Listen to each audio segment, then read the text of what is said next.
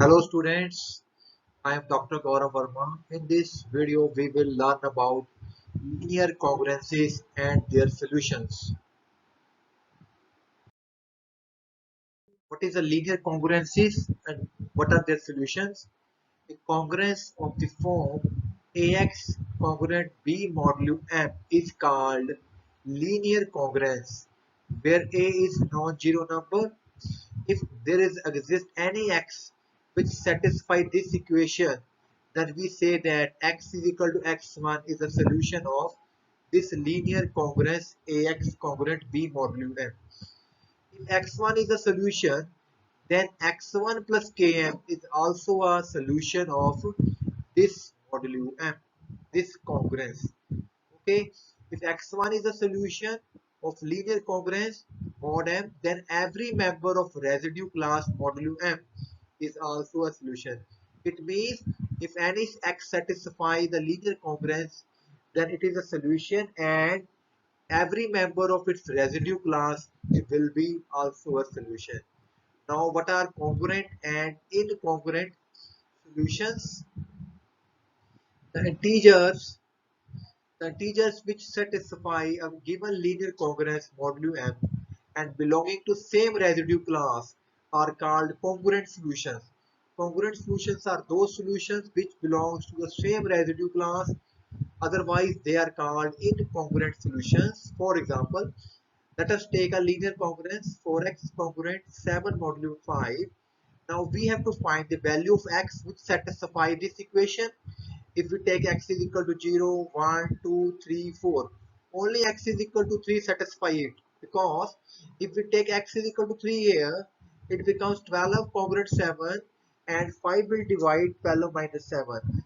Clearly 3 is its solution. It is only an incongruent solution, and other congruent solution will be obtained by adding multiples of 5 in it, like 3, 3 plus 5, 8, or you can also add negative numbers 3 minus 5, 3 minus 2 times 5. In this way, we can find the congruent solution to the same class, and x is equal to 3 is only incongruent solution here. Okay, now take another example. This is another linear congruence. There is a no value of x which satisfy this. So this linear congruence has no solution. So you people now know about what is a linear congruence. It is ax congruent b modulo m. This is a linear congruence, and any x satisfy it is called a solution of linear congruences. So first of all, we have a theorem now. If any linear congruence has a solution if D divides B, where D is a GCD of A, M. If GCD of A, M divides DB, then we say that it has solution. So proof, first of all, take this congruence has a solution x is equal to x1. By putting the value of x is equal to x1 in the given equation, we get this one. So this is a congruent solution. Then m will divide their difference. So we can write m divide this thing. So we can write ax1 minus b is equal to mp, where p is an integer. By reshuffling the terms, we get the value of b here. Here, as it is given to us, b is a GCD. So d will divide a, d will also divide m. By taking multiples, d also divide ax1, d also divide mp. By taking their difference, d will also divide their difference. So it is, and what is this? This is the value of b. So d will divide b. So we have taken a solution x1 here, and we get d divides b. Okay, this is the one part of the theorem. Now we have to prove reverse part. What is the reverse part? In the reverse part, we have given d divides b, and we have to show that this congruence must have a solution. Since d divides b, we can write b is equal to pq, where q is any integer, and also know that D is a GCD of AM, and we know that any GCD can be written as a linear computation of their numbers. So I can write D here, AL plus MT, where L and T are any integers. By using the value of D in this equation, we get B is equal to AL MT plus Q. On multiplication, we get this one. Okay. Now, reshuffling the terms, they are reshuffling the term, we get this expression ALQ minus B M times minus TQ. So if we take this LQ as a x1 and this minus TQ as a P, we get AX1 minus B is equal to MP, and we simply say that M will divide AX1 minus B. So we get this congruence AX1 congruent to B modulo M. So here we can say that x1 is a linear solution of a linear congruence. Very simple result. If D divides, then we have must a solution.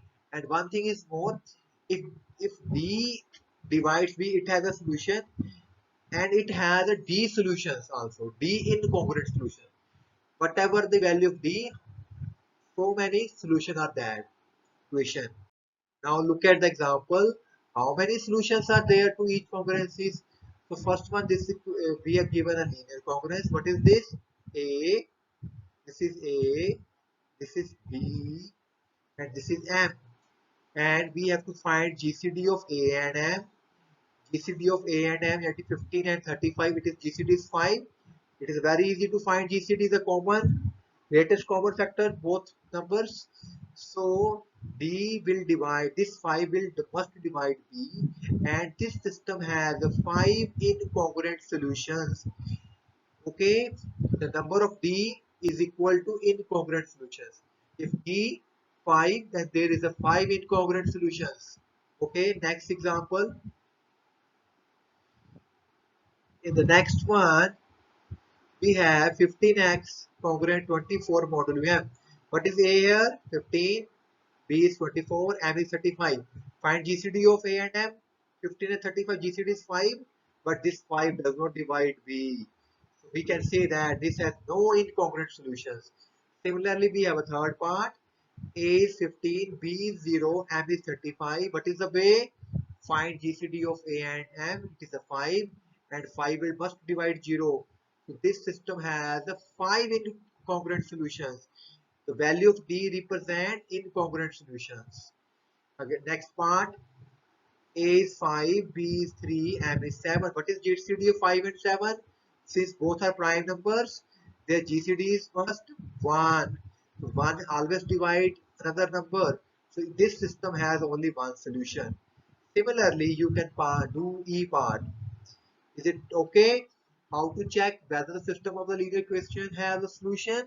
You must find GCD, and the value of GCD is equal to incongruent solutions. Now this is a theorem that we have used in the previous examples. If we have a linear congruence and D is a GCD of AM and D divides M, then this linear congruence has exactly D incongruent solutions modulo M. Since D divides B and D is GCD of AM, and let us suppose X1 is a solution. X1 is the solution of this congruence. Now we have to show that this system has D incongruent solutions. How we will show? Let us take P is any integer. Take A bracket x1 plus md plus b. Taking this factor more, adding in x. Okay, by multiplying with A, we get this one. Since D divides A, since D is the GCD of AM, then D must divide A. So this part is an integer. This part is an integer. If we take modulo M on both sides, this term becomes 0.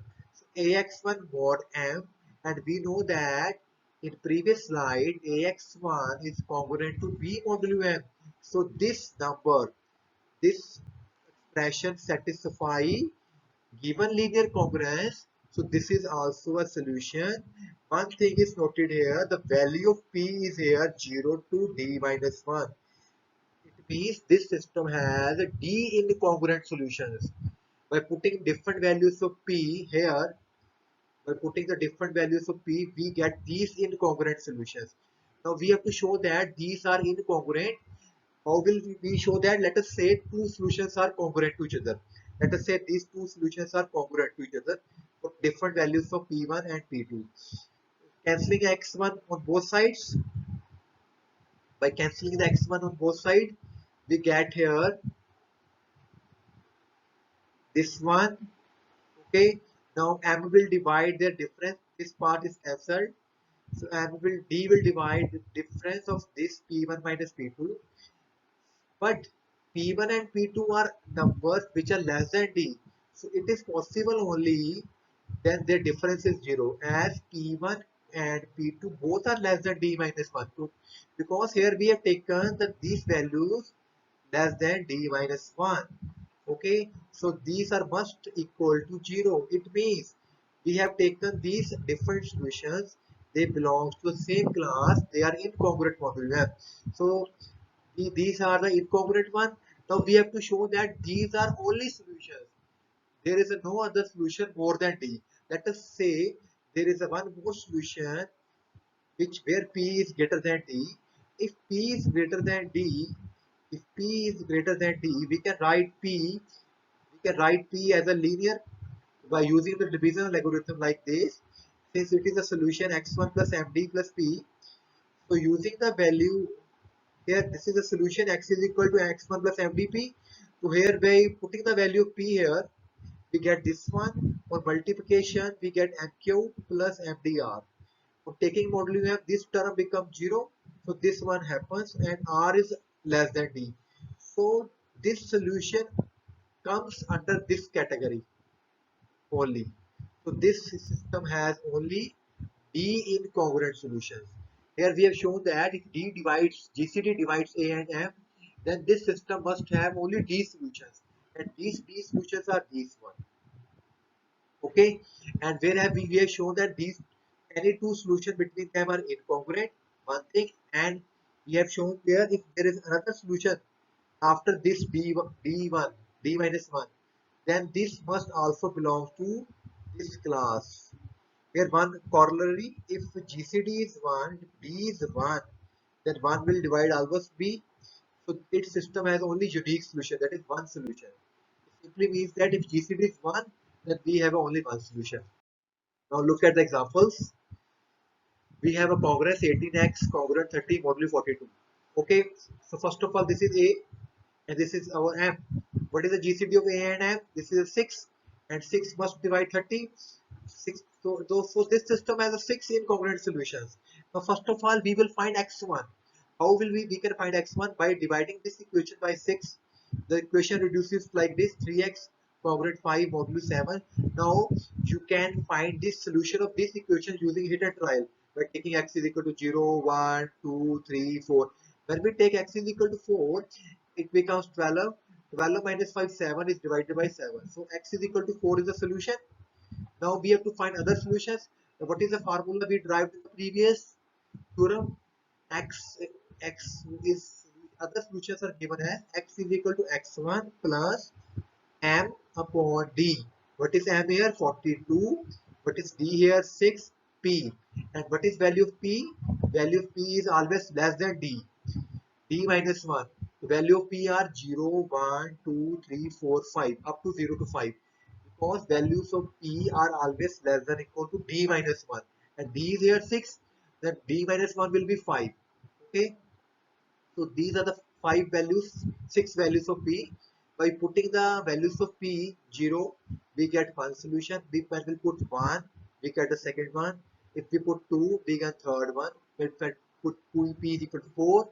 In this way, we can find 5 solutions from these equations. Okay, now another, again we have given a congruence AX B modulo M, where A is 559, M is 817. If we find GCD, it is a 19. 19 will must be by 209. By dividing the above equation by 19 on all sides, the congruence relation is reduced to here. Now it is not possible to put 0, 1, 2, so it is a very big congruence. So we can't find the solution using the hidden trial method. If you have to find the solutions of this type of linear congruences, you can use GCD method. How? First of all, find GCD of 31 and 43. It is a 1 and B 1 must divide this. B divides B. 1 must divide 11. Now find 31 and 43 GCD. But how? What is the way to find GCD? We can find GCD by using the division algorithm. First of all, divide 43 by 31. We get 12. Then divide 31 by 12. Then we get 7. Then divide 12 by 7. It is a long division method. We have already discussed about these methods. And last, we get this one. And we from here we can say that GCD is 1. Okay, after we here remainder is 1. After this step, we get remainder 0. So GCD is 1. Here GCD is 1. So GCD is 1. And we have to express this GCD 1 as a linear combination of 31 and 43. So from previous steps, we will go into this step, we will go into this step, then this step, then this step, and this step. Okay, these are the previous questions. In this way, you can represent GCD as a linear combination. So we get this equation by using the previous step. This one GCD is written as a linear combination of 43 and 31. Now in the problem, 31 is on the left hand side. So make 31 on the left hand side, okay, and take another thing on the right hand side. Okay, add into this one, okay. Then take moduli 43 on both sides. Then this part becomes 0. So we will get 31 into 25 is 1 moduli 43. But in question there is a 11 also. So multiply both sides to this equation by 11. When we multiply both equation, when we multiply this equation both side 11, so we get 31, 25 into 11, 11 only 3. So this is our x. This is our x, this one. 31 x congruent b modulo f. So what is value of x? 275. Okay, x congruent to 275 modulo 43.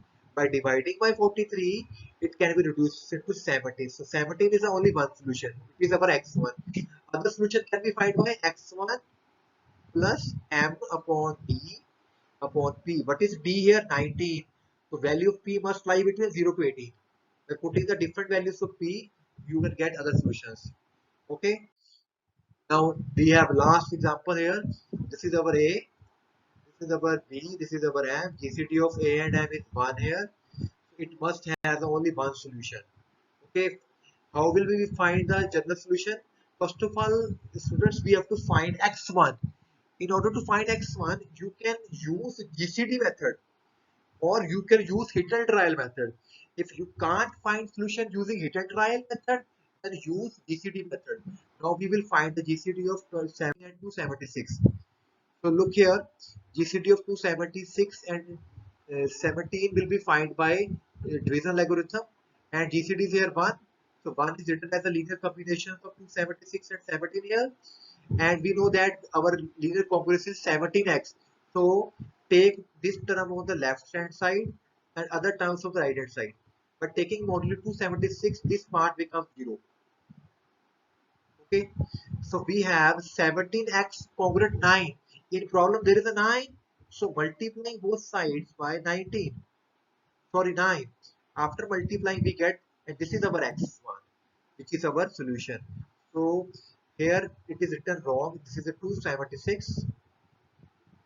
276, and dividing this number by 276, it is a 585. By dividing this number by 276, we get 33 remainder. Only 33 is the only one solution because GCD is here 1. We can't other find other solutions, only these one, so it has must have one solution. So linear congruences, first of all we will find GCD. If GCD is 1, then we have only a one solution. If GCD is more than 1, then system has D incongruent solutions, and these D incongruent solution can be found by, first of all you have to find x1. X1 can be found by using GCD method or hit and try method. If you get x1 value, then other solutions are found by x1 plus m upon d into p modulo m. Thank you very much for watching my video. Please like and subscribe my channel. Signing off, Dr. Gaurav Verma.